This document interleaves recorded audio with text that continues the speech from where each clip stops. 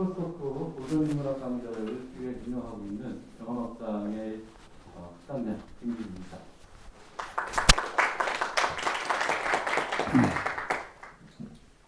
예, 이런 인사와 이런 박수가 그리웠습니다. 오랫동안 기다렸습니다. 오늘 여기 2020년 그 고전인문학 강좌 고전 특강 주제가 서양 고대에서 영혼의 발견인데요. 그리고 오늘 또 한 주제는 여기 나온 것처럼 동굴 속의 영혼, 플라톤 철학에서 영혼의 자유. 네, 라는 주제입니다. 오랫동안 뜻하지 않게 코로나가 생겨서 저희가 몸의 병을 근심하느라 우리가 영혼의 인간이라는 것을 잊고 살았던 게 아니겠습니까? 이 주제를 맞이해서 모처럼 몸에 대한 근심은 잠깐 내려놓으시고 영혼의 문제, 영혼을 돌보는 문제에 오늘 귀를 기울여보시면 어떨까 싶습니다. 다만 완전히 마음을 놓지 마시고 강의가 이루어지는 동안 마스크 꼭 쓰시고요. 쉬는 시간에도 마스크 벗지 마시고 안전하게 인간 무사히 마실 수 있도록 부탁드리겠습니다. 그리고 또 하나 양해 말씀은 제가 마스크 쓰고 강의를 해보니까 이게 숨이 찹니다. 그래서 선생님은 저기 경남 김해 송정지역에서 오셨기 때문에 안심하시고 선생님 마스크 벗고 강의를 하시겠습니다. 요즘 어떤 가수가 자꾸 패스형을 찾는데요. 오늘 강의를 맡아주신 선생님은 이태호 선생님이십니다. 이태호 선생님은 서울대 철학과에서 오랫동안 공직하시다가 명예교수로 은퇴하시고 현재는 인천대 석좌교수로 계시고요. 서울대학교 강의하실 시절에 명강의로 학생들의 지적 자극을 엄청나게 주셨던 분입니다. 저도 선생님 강의 듣고 여러 차례 감동을 받았던 기억이 있고 프로토크 강연도 여러 차례 하시면서 많은 좋은 강연을 해주셨습니다. 그래서 작년에 코로나 이전에 선생님한테 이제 그 강의 요례를 드리니까 선생님이 김 박사 내가 요새 플라톤 영혼론에 대해서 좀 다른 생각을 갖고 있어.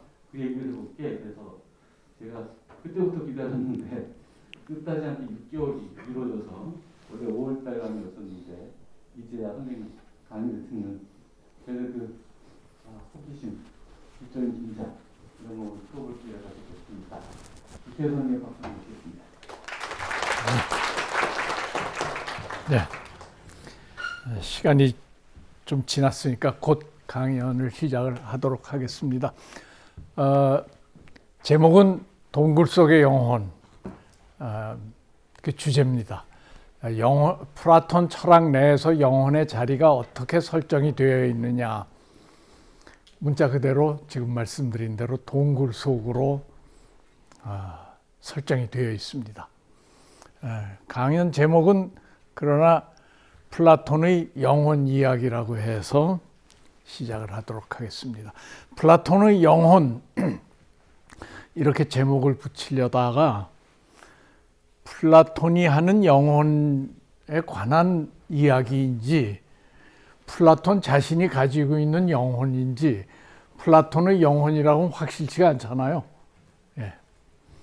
그래서 그런 오해의 여지를 좀 줄이기 위해서 플라톤의 영혼 이야기라는 말을 하나 더 붙여놨는데 우연찮게 오늘 아침에 일어나서 읽은 책 중에 조그만 소책자인데 아리스토텔레스의 지성이라는 조그만 논문이었어요.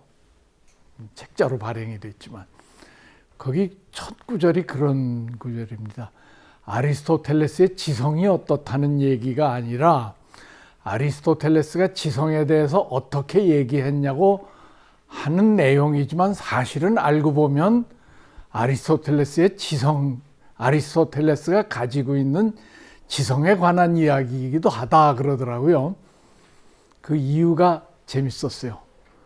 지성이라든지 영혼이라든지 마음이라든지 정신이라든지 하는 것은 자연적인 객체가 아닙니다.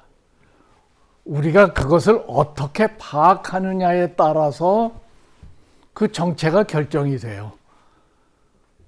플라톤의 영혼이 영혼에 대한 얘기를 하는 것이기 때문에 바깥에 있는 제3의 객관적인 실체가 아니라, 플라톤의 영혼이라고 제목을 그냥 붙였어도 됐을 것 같아요.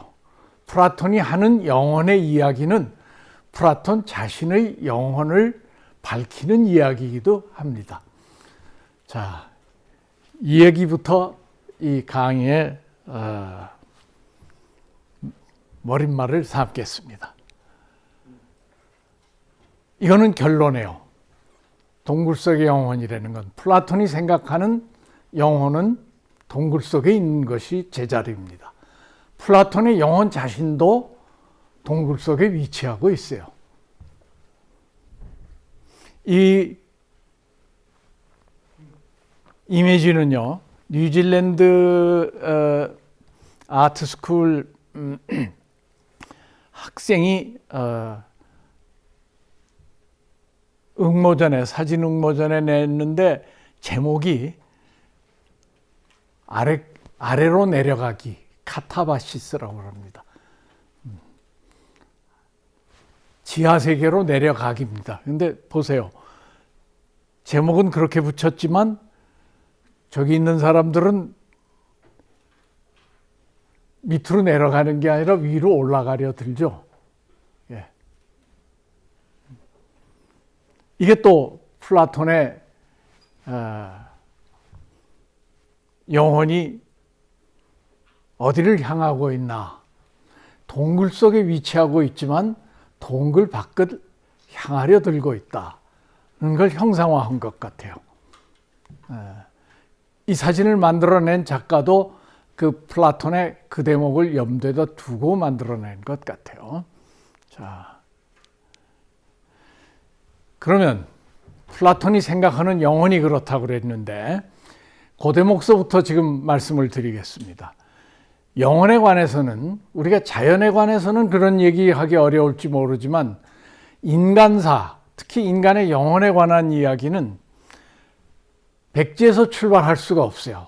복잡한 사람마다의 이해가 있어요. 그 선이해라고 하죠.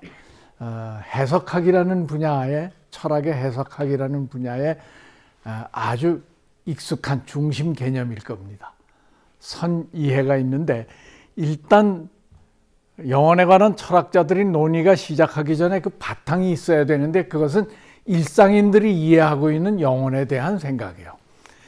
자, 일상의 지평에서 영혼은 어떤 식으로 이해가 되어 왔냐 하면, 우리 일상적으로도 이런 얘기 많이 하죠. 몸 따로 마음 따로. 그런 체험들 많이 하지 않습니까? 마음 먹은 대로 몸이 안 움직여준다. 그러니까 몸과 마음이 이 구별된다 하는 것은 아주 원초적인 체험이에요, 인간에게는. 저도 이제 나이가 들어서 몸 따로 마음 따로 체험이 굉장히 잦습니다. 몸은 제가 내내 2시간 동안 서서 강의를 하고 싶지만, 마음은, 몸이 그거 따라주는지 모르겠어요. 자, 자기가 바라는 것, 욕망하는 것, 그것과 그것을 충족시켜주는 것, 실현되는 것 사이에는 괴리가 있어요. 이런 괴리는 거의 일상적인 체험입니다. 그래서 이 괴리를 체험할 때마다 우리는 몸과 마음은 역시 구별이 좀 되는구나, 똑같은 것은 아니구나 하는 것을 무의식 중에도 알고 마음속 깊이 쌓아놔요. 그래서 어느 민족이든지 어느 문화권에서든지 몸과 마음의 구별은 우리와 똑같은 언어를 사용을 하진 않아도 다 비슷하게 구별을 해놓고 있습니다. 그 다음에 고대인들은 특히 꿈에 대한 관심들이 많았어요. 그래서 꿈속에 자기가 체험하고 있는 것, 그건 자기 몸이 체험하는 것은 아니지만 자기 마음 세계, 정신 세계 속의 체험이라고 생각을 하고, 꿈도 몸과 마음을 구별할 계기로 이해를 했어요. 또 실신하는 것, 정신 나간다고 그러죠, 우리는. 그동안은 몸 실신해서 쓰러져 있을 땐 그 몸 안에 마음에 해당하는 게 사라져버린 것 같이 느껴져요. 그랬다 정신이 들어요. 그럼 마음이 다시 돌아온다고 생각을 해요. 그것도 참 신기한 일이라고 생각했던 것 같아. 그래서 고대인들은 꿈이니 실신, 그 다음에 아주 또 보편적인 체험이죠. 죽음. 이거는 뭐예요? 몸에서 마음이 떠난 상태. 시체를 보면서 그런 생각부터 했을 거예요. 몸은 그대로인데 여기 뭐가 이 사람이 내가 알던 그 사람이 아닌 그런 존재로 변했어요. 뭐가 달라졌나? 그 속에 마음에 해당하는 것, 영혼에 해당하는 것, 정신에 해당하는 게 떠나버렸다고 생각을 해요. 그래서 기절한 것에 뭐예요? 연장으로 보통들 생각을 했어요. 기절하듯이 쓰러져서 정신이 나갔는데 다시 돌아오지 않으면 죽는 거죠. 그런 식의 이해. 그 다음에 개인의 동일성. 저 사람하고 오늘 이 사람하고는 굉장히 몸은 바뀌었어요.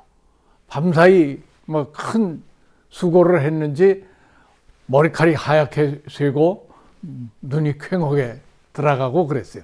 그럼 몸이 달라졌어. 그럼에도 불구하고 그게 그 사람이로구나 라고 우리가 얘기할 때는 몸을 기준으로 해서 생각하는 것이 아니라 그 사람의 영혼, 정신 또는 마음 이런 것은 변하지 않고 그대로 이어져 있다고 생각을 해서 개인의 동일성에 대한 판단도 일상적으로 마음과 몸의 구분을 사용을 해서 설명을 하고 이해를 하고 그러죠. 그렇게 해서 몸과 마음의 구별은 어느 정도 우리들한테는 사실 우리뿐이 아니라 거의 모든 문화권에 지구상의 모든 문화권의 보편적인 통념입니다. 그러나 조금 더 깊이 들여다보면 시대마다 또 공간적으로 따로 떨어져 있는 공동체마다 그 강조점이나 내용이 달라요. 한 공동체 내에서 공유되는 영혼에 관한 통념은 대체 저런 일상적인 체험을 바탕으로 하기는 하지만 강조하는 게 뭐냐, 뭐에 더 조명을 하고 뭐는 조금 덜 중시하고 뭐 이런 차이가 있어가지고 아주 보편적으로 똑같지는 않아요. 한 공동체 내에도 시기마다 달라질 수 있어요.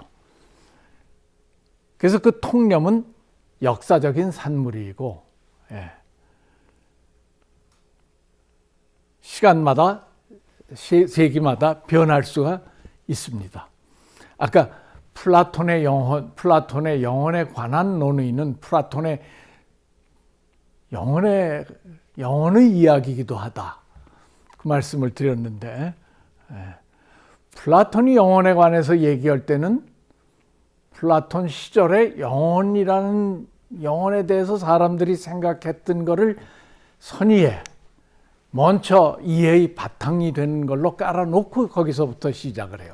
그러니까 우리가 생각했던 거하고 똑같이 하는 내용을 얘기할 수가 있는 겁니다. 플라톤이 논의한 고대 그리스 고전 시대 BC 5세기, 4세기 이때가 이제 그리스 고전 시대인데 그때 일상 언어로 영혼에 해당하는 말로 푸시케, 사이콜로지 이 말에서 푸시케에서 그대로 음차가 아니고 글씨만 베껴왔죠. 영어에서 사이콜로지는 있는 그대로 읽으면 psychology일 겁니다. 그 어려운 발음을 그냥 쉽게 사이콜로지 했는데 그때 일상어로 영혼에 해당하는 푸시케라는 말을 썼어요. 영어로 읽으면 사이키일 거예요. 이것도 일상어로 썼지만은 그 시대 특유의 역사적인 배경을 가진 말입니다. 이 강의 이전에 호메로스에 대해서 강의를 들으셨을 테고 또 피타고라스 학파에 대해서 강의를 들었는데 바로 플라톤이 논의한 푸시케의 역사적인 배경이 호메로스의 영혼관, 피타고라스 학파의 영혼관, 그 차지하는 비중이 제가 생각해 한 90% 되는 것 같습니다. 또 출처 모를 여러 다른 또 역사적 배경이 있겠지만 우리가 지금 확인할 수 있는 건 지금까지 2번 강의를 통해서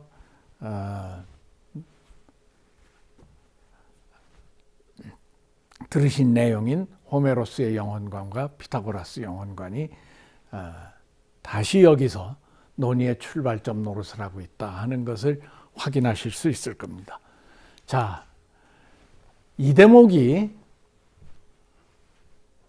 플라톤의 철학하기에 아주 특징적인 것입니다.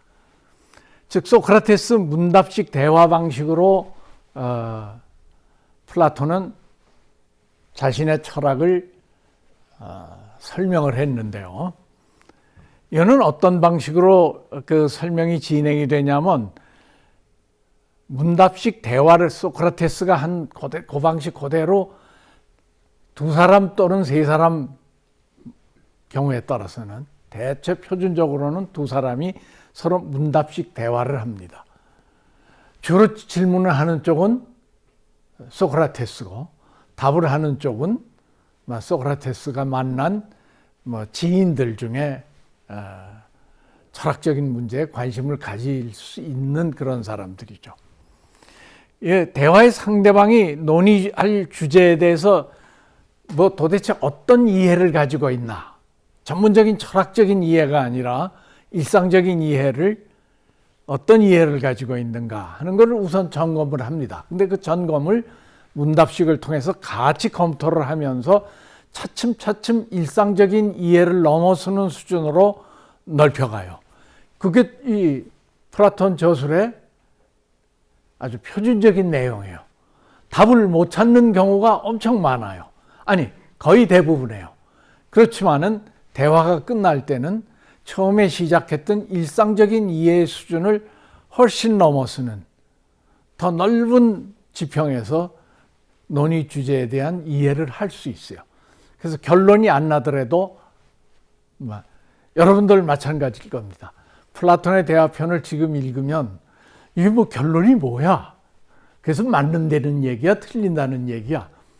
궁금하실 수 있어요. 그러나 다시 한번 스스로 읽고 얻은 결실을 검토를 해보시면 맨 처음에 책을 읽기 시작했을 때와는 문제를 보는 눈이 달라졌다 하는 것을 아실 수 있을 겁니다. 이게 플라톤 철학의 아주 대표적인 특징적인 성격이에요. 그 앞에 왜 변증론적이라는 말을 붙였냐면 변증론적이라는 것은 다이알렉티칼, 대화적 또는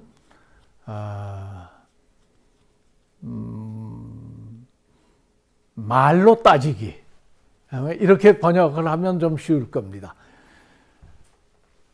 우리가 자연과학을 할 때는 말싸움을 하는 게 아니에요. 그 말로 지시되어 있는 사물의 성격이 어떠냐를 검토하고 맞냐 틀리냐를 따져요. 근데 사실은 대화를 하다 보면 어떻게 되냐 하면 그 말 너하고 나하고 똑같은 뜻으로 쓰는 거야 아니야 하는 그 예비 논의부터 훨씬 더 많이 하게 될 겁니다. 플라톤 철학의 특징 중에 하나가 대상에 들어가기 전에 그 대상을 지칭하는 그 말의 뜻, 그걸 가지고 시비를 서로 많이 하게 돼요. 근데 그 과정을 통해서 사실은 철학적인 문제가 어떤 것이다 하는 것에 대한 깊은 통찰을 얻게 되는 겁니다. 철학이 사물을 직접 다뤄서 그걸 검토하기보다는 그 사물을 내가 어떤 눈으로 보고 있는가, 우리가 어떻게 이해하고 있는가, 이걸 따지는 것이기 때문에 사실은 철학의 주요한 특징이 변증론, 말싸움이에요. 쉽게 말하면. 그 대화가 전부 그 주된 내용이 그겁니다. 이런 식의 철학하기를 저는 데카르트의 철학학이하고 일단 좀 비교를 해보도록 하겠어요. 데카르트의 출발점은, 논의의 출발점, 철학의 출발점은 뭐냐면, 이제는 거의 상식이 돼서 다 아시겠습니다만은 방법적 회의라고 그러죠. 의심할 수 있는 건 다 의심해보고 의심할 수 없는 아주 자명한 포인트, 거기까지 찾아 들어가 보자. 그래서 다시 거기서부터 확실한 것만 가지고 철학 체계를 구축해 본다 하는 태도의 철학학입니다. 철학적으로는 이걸 뭐라고 그러냐면 토대주의라고 번역을 해요. 파운데이셔널리즘. 우리가 철학적인 사고를 할 때 가장 단단한 맨 밑바닥에 자명한 포인트, 그걸 찾아서 거기서부터 출발한다는 거죠. 그러니까 확실한 것, 그것부터 먼저 찾자는 거예요. 데카르트는 다 아시겠습니다만 그걸 찾아냈다고 믿었어요. 그게 뭡니까? 나는 생각한다, 고로 나는 존재한다. 내가 생각할 때 이 바깥에 사물이 다 있는 것 같아 보이지만 이거 다 미망일 수 있고 가상일 수 있어요. 그러나 내가 의심할 수 없는 건 뭐냐면 내가 속더라도 나는 그게 그거라고 생각하는 것, 그것만큼은 확실하지 않냐. 그러니까 내가 생각한다는 것만큼은 확실하고 생각하는 존재로서 나는 있다. 이거는 확실하다. 여기서부터 출발하자. 그래서 자명한 명제라고 생각을 했어요. 자명하다, 셀프 에비던트, 다른 것에 의해서 증명을 할 필요가 없이 이 생각을 하면 이거 맞네, 수긍할 수밖에 없다는 거죠. 그래서 그건 알키메데스적 출발점, 알키메데스적 포인트라고도 해요. 여기 큰 체계를 뭐냐면 이 포인트 위에 그 큰 무게의 체계를 다 올려놓을 수 있는 거죠. 다 들을 수 있는 거죠. 지렛대를 놓고 그 지렛대를 받침해주는 포인트 같은 역할을 한다. 이 나는 생각한다, 고로 나는 존재한다가요. 이런 거는 플라톤에서는 존재하지 않습니다. 사람마다 다 어수선하게 절대 자명하지 않고 명확하지 않게 이해하고 있는 영혼에 대한 생각이 논의의 출발점이에요. 그래서 처음부터 밀림을 해치는 것 같은 철학을 해야 돼요. 사실은 오늘날은 토대주의 입장을 취하는 철학자들도 꽤 많습니다만 여러분들이 중요하게 생각하는 많은 철학자들은 사실은 플라톤적인 반토대주의적 입장에 기울어 있는 사람이 대부분 많아요. 그 대표적인 철학자 중에 하나를 사실은 존 롤스 같은 사람도 꼽을 수 있어요. 정의론 쓴 소위 반성적 에클리브리움, 평형 상태라는 개념이 어떤 것이냐면 우리가 정의를 얘기하거나 윤리 규범을 얘기할 때 절대 데카르트 같은 자명한 출발점은 있을 수 없다.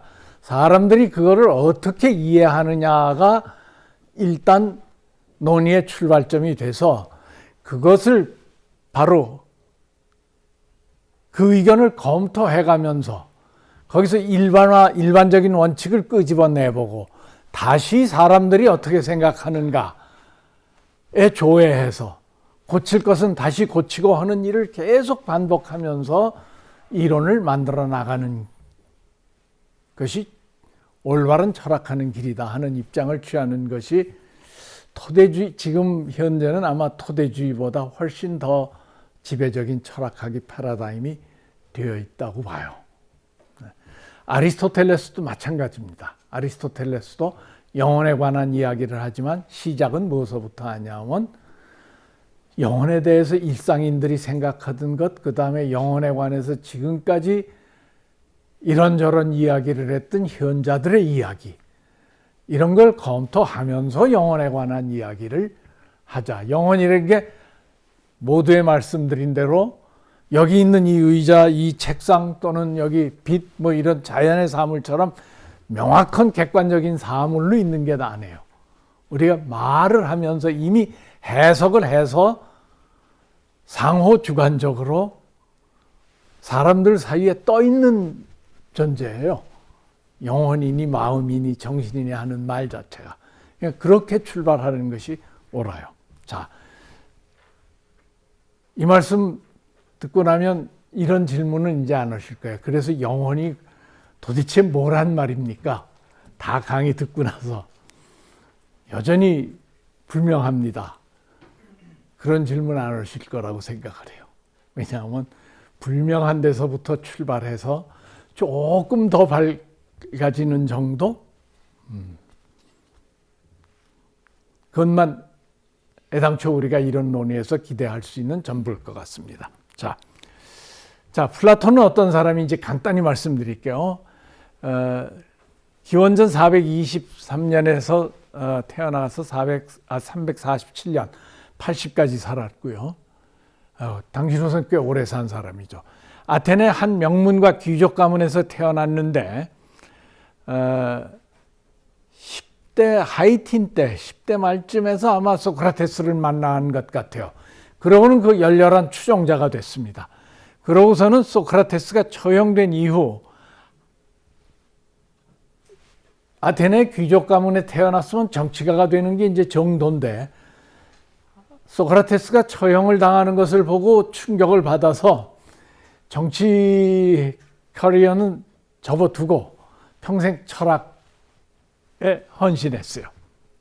철학에만 전념을 했는데 우리한테 알려진 여러 재밌는 에피소드들이 다 많지만 이거는 플라톤이 워낙 유명해지고 널리 알려지다 보니까 별의별 얘기를 다 지어서 만들어낸 얘기고 우리가 확실히 알 수 있는 얘기는 385년에 아카데미아라는 고등교육기관, 철학 공부를 하는 고등교육기관을 창설을 해서 이 사람은 유복한 사람이니까 뭐 요즘 말하면 사립대학을 세운 거죠. 거기서 평생을 철학 디스커션을 하면서 토론을 하면서 지냈어요. 아카데미아의 철학 수업 방식은 주로 토론들이었던 것 같아요. 그 사이 시실리아에 한 2번 내지 3번, 기록으로는 3번으로 되어 있습니다만 다 맞는 것인지 확실치 않고 2번 정도는 확실히 그 시실리아의 시라쿠스라는 곳에 그 정치 고문, 정치 자문역을 맡아서 머무른 적이 있었던 것 같아요.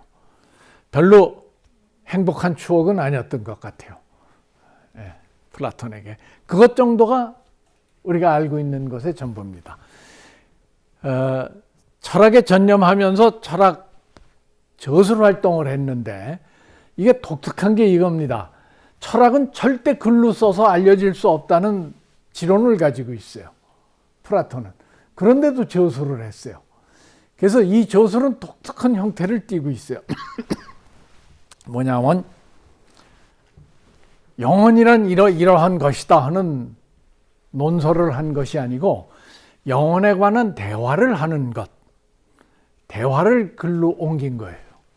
그래서 거의 전부가 대화 방식으로 저술이 되어 있어요. 그래서 플라톤의 저술을 읽으면서 거기서 대화에 참석한 사람 중에 참가한 사람 중에 누가 플라톤의 철학을 대변하는지 이거 문제가 돼요.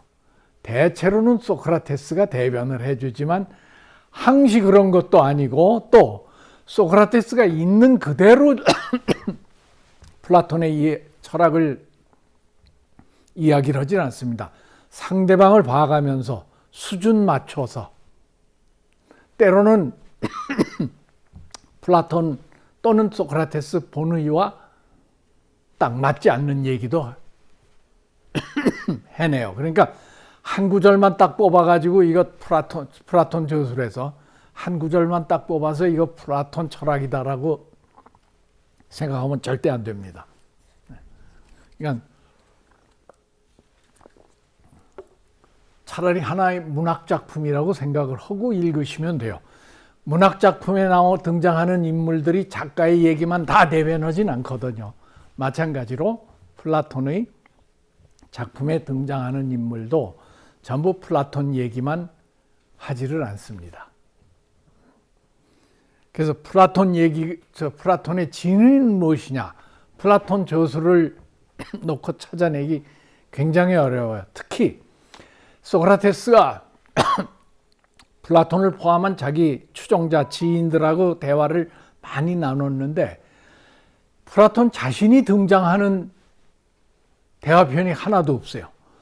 마땅히 이 자리에는 플라톤이 있어야 되겠다 하는 자리에서도 어떤 설정을 해놓냐면 플라톤은 그때 몸에 병이 나서 참석 못했다 해서 자기는 전혀 나타나질 않아요.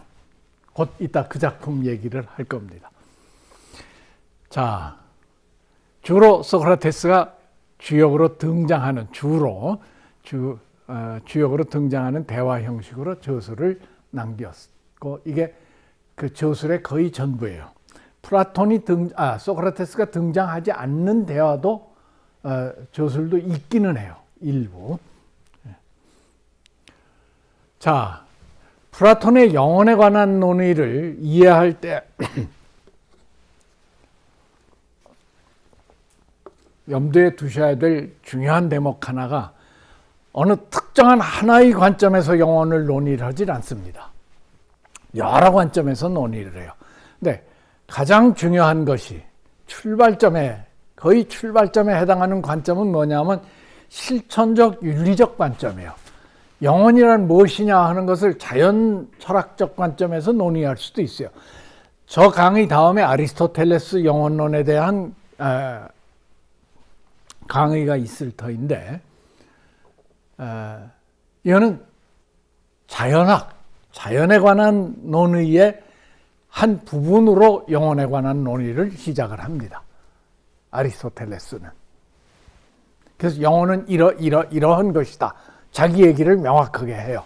근데 플라톤은 첫 출발이 그런 자연 철학적인 또는 자연학적인 관심이 아니에요. 이 점은 누누이 제가 지금 강조해서 제3, 제4 드리는 말씀이죠. 소크라테스가 별로 많은 풍부한 내용을 가르치지 않았어요. 제자들한테. 그건 다 아시겠죠. 소크라테스는 무슨 얘기를 했냐면 나는 아는 것이 없다고 그랬죠. 그 거짓말 안 해요. 정말 아는 것이 별로 많지 않았어요. 그래서 가르칠 게 많지 않아요. 그런데 그 중에 아주 중요한 가르침이 있어요. 이 가르침이에요. 법정 최후 진술에 나온 저 말이야. 플라톤의 작품에 가장 오래된 작품, 플라톤이 맨 처음에 쓴 작품이 소크라테스가 법정에서 최후 진술한 거를 이거는 대화가 아니라 변론문이죠. 자기 자신이 자기를 변론한.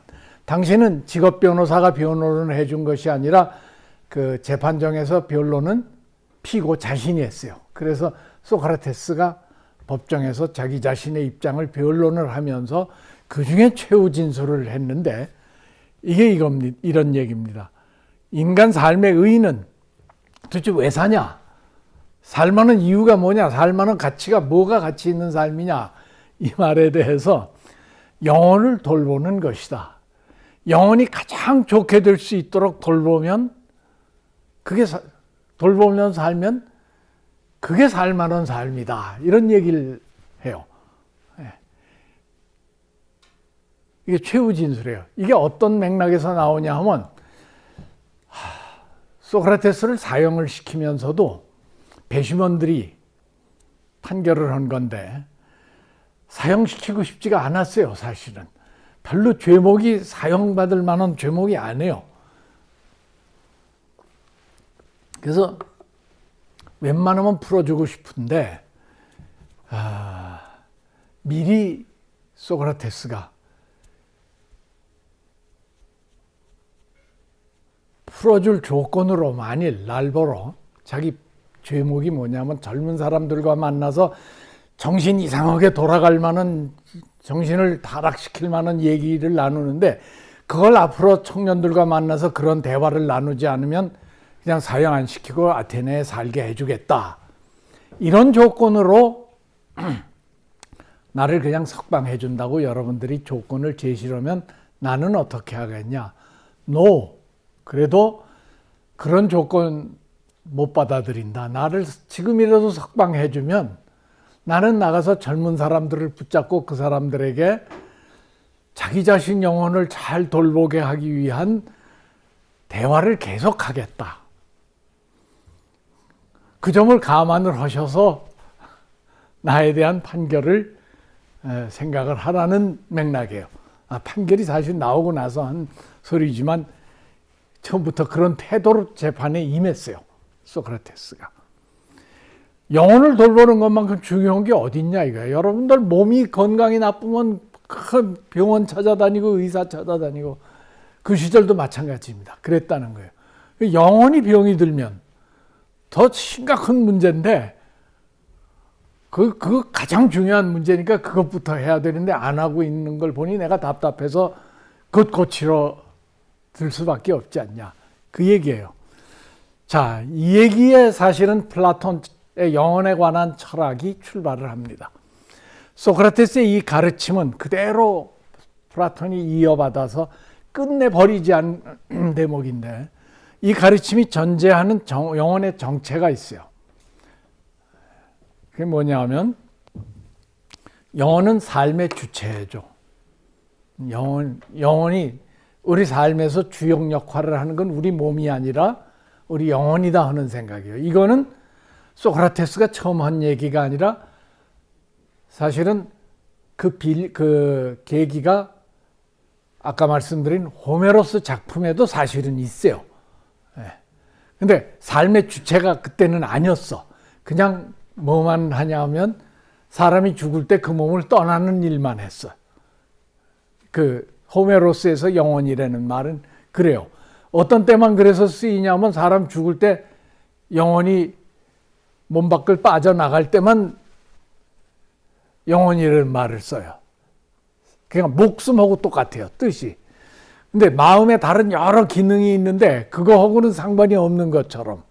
근데 나중에 점점점 마음의 많은 기능을 그 영혼이 가지고 있는 속성처럼 그것에 속해 있는 성질인 것처럼 영혼 개념을 거기다가 연결을 시켜서 삶의 주인공을 만들었고 드디어 피타고라스 학파에 가면 어떠냐 하면 뭐예요? 삶의 주역이 영혼이에요. 영혼 윤회설이라는 게 그겁니다. 몸은 뭐예요? 빈 껍데기고 영혼이 가서 잠깐 기숙을 하는 곳이죠. 그 영혼이 떠나서 다른 또 몸에 들어가면 그게 윤회죠. 다른 차세대엔 또 다른 몸에 들어갈 수 있어요. 근데 그 영혼은 같은 영혼이죠. 그래서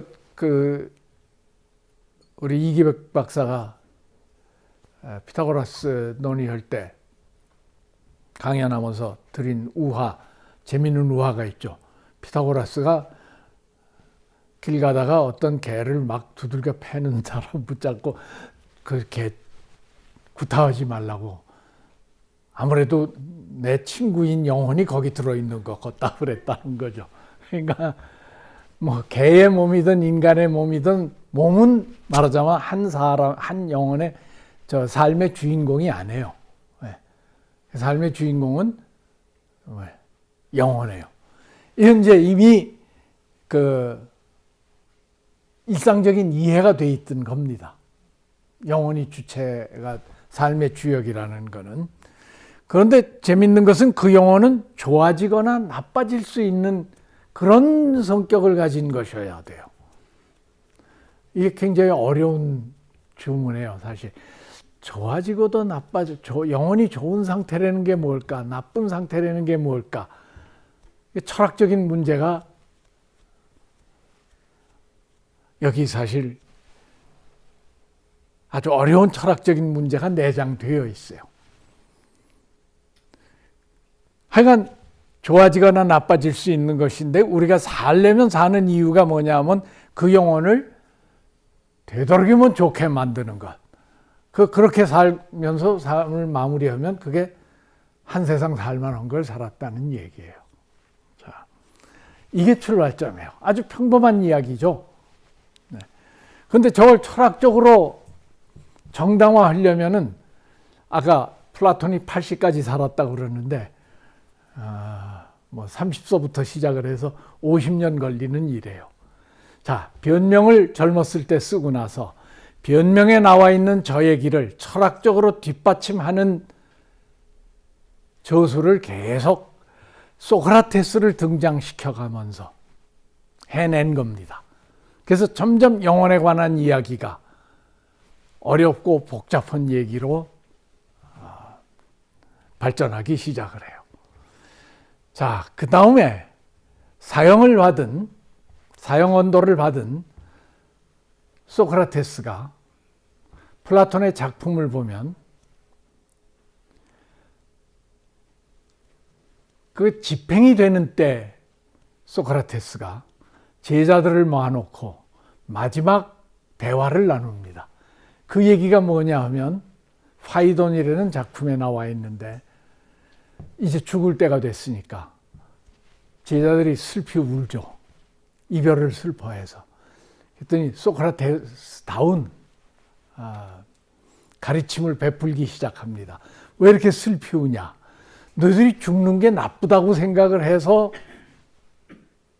슬피 우는 모양인데 소크라테스는 소크라테스답게 이렇게 답을 합니다. 나는 죽음이 나쁜지 좋은지 모르겠다. 그건 내가 알 수 있는 게 아니다.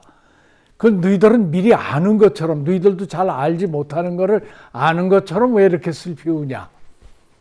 이런 답을 이렇게 이야기를 꺼내면서 죽더라도 영원히 살아남을 수 있는, 영혼은 사후에도 그대로 존재할 수 있는 가능성이 있다 하는 것을 입증을 하는 대화를 시작을 합니다. 거기서 자, 여러분들 플라톤 텍스트 읽을 때, 플라톤의 저술을 읽을 때 이제 미리 말씀드렸지만 조심해야 될 게 이런 대목이에요. 그러면 여기서 영혼 불멸을 플라톤이 그리고자 하는 작품의 주인공인 소크라테스가 제대로 증명을 했냐 안 했냐, 그럼 물론 따질 수 있어요. 그러나 포인트는 거기만 있질 않아요. 사실 이 강의가 끝날 때쯤 제가 그 부분을 확실히 짚어서 말씀드리겠는데, 파이돈의 이 저술의 주제를 얘기를 하려면 영혼이 불멸하냐 아니냐, 사후에도 영혼이 존재하냐 아니냐인데, 이거는 내건 주제예요. 여러분들이 착안해서 보셔야 될 거는 뭐를 보셔야 되냐면, 그런 논의 이전에 영혼이라는 걸 어떻게 이해하고 있는가 하는 것부터 먼저 찾아내야 돼요. 이런 토론들 우리 중고등학교 때도 했던 것 같아요. 하나님이 존재하냐 안 하냐, 신이 있냐 없냐. 자, 그거 저도 지금 답 못해요.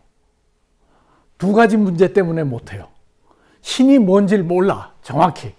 둘이 같은 얘기를 하는지 아닌지 그거 알 수 없어요. 미켈란젤로가 그린 천지창조의 수염 하얀 할아버지로 생각을 하면 나는 아니라고 생각을 하겠어. 그럼 뭐 어떤 것이 신이냐? 그러면 답해 줄 사람? 저는 철학 교수를 오랫동안 했지만 아직 못 찾았어요. 그래서 그 답 못해요. 그 다음에 존재하냐 안 하냐 더욱 어려운 문제야. 뭘 가지고 존재한다 아니다라고 얘기를 하느냐 하는 건 철학자들이 지금까지 싸우는 문제야. 마찬가지예요. 영혼은 불멸하냐 아니냐, 영혼을 어떻게 이해하고 있냐. 불멸해서 존재한다라고, 사후에도 존재한다고 그럴 때 그 존재하는 것이 과연 무슨 뜻일까? 이것부터 먼저 얘기를 해야 돼요. 아직 해결 안 된 문제예요. 그래서 둘이 마치 영혼 불멸, 누구는 찬성하고 누구는 반대한다고 지금 토론을 시작을 하면 둘이 서로 딴 얘기하기가 99.9%예요. 그러니까 이 대화편 읽을 때도 자, 성급하게 영혼이 정말 불멸이냐 아니냐 보다 영혼을 도대체 어떻게 이해하고 있느냐부터 먼저 착안해 보시라는 말씀이에요. 자, 여기서 제가 좀 시간을 좀 많이 쓰겠어요. 나머지는 빨리빨리 이야기를 진행을 하도록 하겠습니다. 파이돈이 밝히는 영혼의 정체, 영혼 불멸을 논증을 하는데 반대한들의 순환 논증, 형상의 상기 논증, 형상과의 친연성 논증, 영혼은 그런 사이에 영혼은 신체적 요소들이 이루는 조화라는 견해를 논박도 하고 그 다음에 아주 어려운 논증이 하나 마지막에 붙는데 영혼은 삶의 형상과 영혼은 삶의 형상과 형상이라는 논의와 영혼의 본성에 관한 논증. 저기가 제가 포뮬레이션이 조금 잘못됐어요. 영혼은 빼야 돼. 삶의 형상과 영혼의 본성에 관한 논증. 네, 그렇죠. 네. 자, 이 중에 다 논의를 하지 않고 형상과의 친연성 논증이라는 이 부분을 조금 집중적으로 설명을 하고 오늘 강의 이게 첫 번째 포인트예요. 반대 순환 논증은 이런 겁니다. 간단히 말씀드리면 우리가 뭐가 변했다, 없어졌다, 생겼다 이럴 때는 이래요. 변한다 그러면 A가 B로 변하죠. A가 B로 변하려면 A, B가 똑같은 것이어서는 안 해요. 안 돼요. 그죠? 그러면 변하지 않는 거야. 그러니까 A가 B로 변했다 그러면 A는 B가 아니고 B는 A가 아닌 거여야죠. 그래서 A가 not A, non A가 되는 거죠.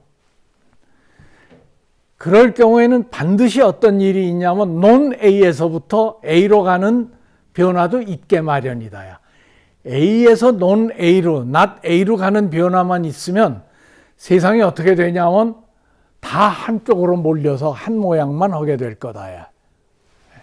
그러니까는 non A에서 또 다른 것으로 또 변해가고 이런 것이 있게 마련이다.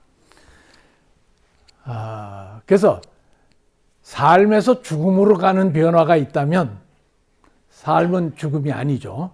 그 변화야. 삶에서 죽는 상태가 되는 변화가 있다면 죽는 상태에서부터 삶으로 가는 변화도 있게 마련이다예요. 그러니까 삶의 원리인 영혼은 항상 있게 마련이다. 얼마나 허술한 논증입니까? 모든 삶이 다 없어져 가지고 이 우주가 시체 가득한 우주가 될 수도 얼마든지 있어요. 논리적으로 죽고 난 뒤에 세상의 질서가 하나로 이렇게 세상이 한 모양을 하라고 다 하지 말아야 된다고 그래서 그 반대로 가야 된다는 보장이 없어요. 지금 연력학의 법칙도 그래요. 에너지 보존 법칙만 있는 게 아니라 뜨거운 것하고 차가운 것이 만나면 당연히 한 방향으로만 가요. 차가운 것으로 가요. 그래서 이 우주가 다 식어 빠지고 밍밍한 엔트로피 상태가 될 수도 있는 거예요. 근데 이 논증을 내요. 그리고 플라톤 자신도 그래요. 이게 그렇게 만족스러운 논증이 아니다 하는 거를 시사를 해요. 그래서 또 다른 논증도 해요. 형상의 상기 논증인데 우리가 형상이라는 건 뭐냐면 보통은 어떻게 알려져 있냐면 플라톤의 이데아라는 게 형상이에요. 형상 여기 한자를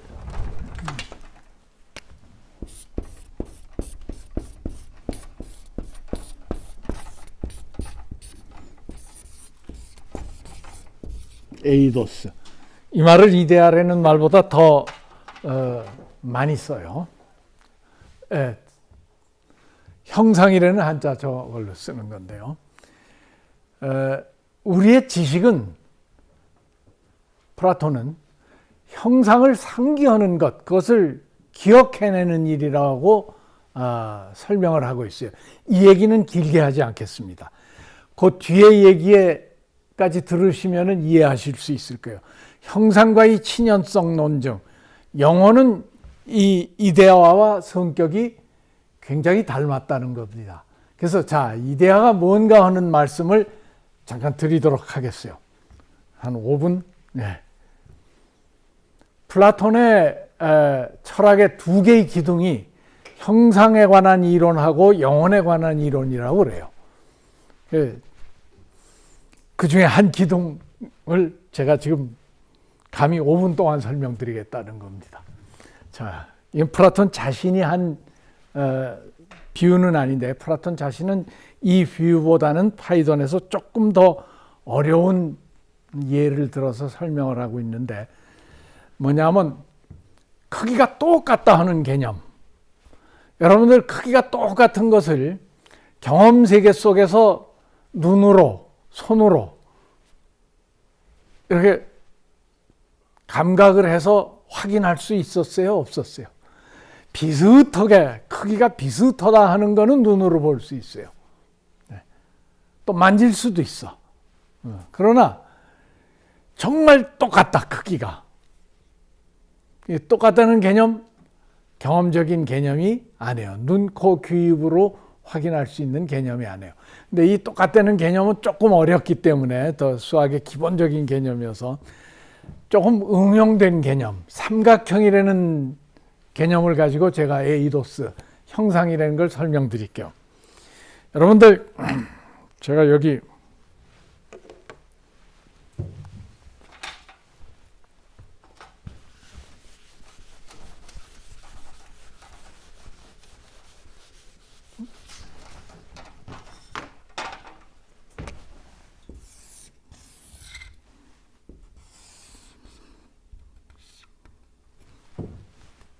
칠판에 삼각형 그렸죠. 예. 제가 여러분께 이상한 질문을 하나 드릴게요. 이거 삼각형입니까? 아닙니까? 삼각형이라고 그러셨죠. 예. 그러면 삼각형, 여러분들이 알고 있는 삼각형은 세 변으로 되어 있고, 그 다음에 기하학 시간에 배워서 아시겠지만, 내각의 합이 180도입니다. 이거 내각의 합이 180도입니까? 내가 손이 떨려서 제대로 변을 직선으로 잘 긋질 못했어. 그래서 이거 180도 아닐 것 같아. 아니요. 정말 180도가 되게 그려야지 삼각형이죠. 자, 지구 위에서 어떻게 그리든 엄밀히 따지면 180도 내각이 180도가 되는 삼각형은 그릴 수 없을 겁니다. 이거 공면이어서. 예. 그렇지만 여러분들은 삼각형은 180도라는 걸 명확히 알고 있어요. 눈으로 봐서 안지식이 아니에요. 자, 또 뭐 더 엉뚱한 질문을 할 겁니다. 삼각형은 도대체 시속 몇 킬로로 움직입니까? 이게 질문이 말이 안 되는 질문이죠. 그러나 이 삼각형은 어떻습니까? 엄청난 속도로 자전 공전을 하는 지구에서, 지구 공간에 있는 삼각형이에요. 이 속도 엄청나요. 우리가 느끼지 못해 그렇지. 같이 움직여. 그 다음에 그 삼각형의 색깔은 뭡니까? 여기 있는 삼각형은 색깔이 있어요. 그죠? 어느 까만색하고 하얀색으로 되어 있다고 봐야 되건데. 그렇죠? 안은 하얗고 둘레는 까맣고. 삼각형 안 해요. 삼각형 안 해요. 예. 여러분들 삼각형이라고 그랬지만 삼각형 비슷하게 생긴 거죠. 비슷하게 생겼는데 제가 또 하나 삼각형 그렸는데 이건 어떻습니까? 또 하나의 삼각형이지만 이것보다는 좀 덜 삼각형이죠. 예. 뭐 여기다 이어서 그렸기 때문에 그렇지 이렇게 그려놓고 이게 뭡니까? 그러면 삼각형이라고 얼른 얘기 못 하셨을 거예요. 자, 삼각형 닮았는데 좀 덜 닮은 거죠. 일로 갈수록 어떻습니까? 삼각형 조금 더 삼각형 닮았죠. 더 닮은 삼각형을 그릴 수 있습니다. 내가 작았다가 자로 그리면은. 그래서 더 닮은 삼각형, 더 닮은 삼각형, 저 끝점에 정말 삼각형하고 똑같은 삼각형을 내가 그릴 수 있어요, 없어요? 지구상에 내가 있는 한은, 이 물질적인 공간에 있는 한은 그 삼각형은 못 그립니다. 왜 못 그리냐? 어떻습니까? 삼각형은 세 변으로 되어 있다고 그러는데 세 변은 뭡니까? 직선으로 되어 있다는 건데 선은 어떻게 정의하죠? 두께가 없고 길이만 있는 거라고 그러는데 제가 이걸 아무리 깎고 다듬어도 뭡니까? 두께가 있게 마련해요. 두께 없는 선을 그리는 재주는 우리에겐 없어요. 그러니까 이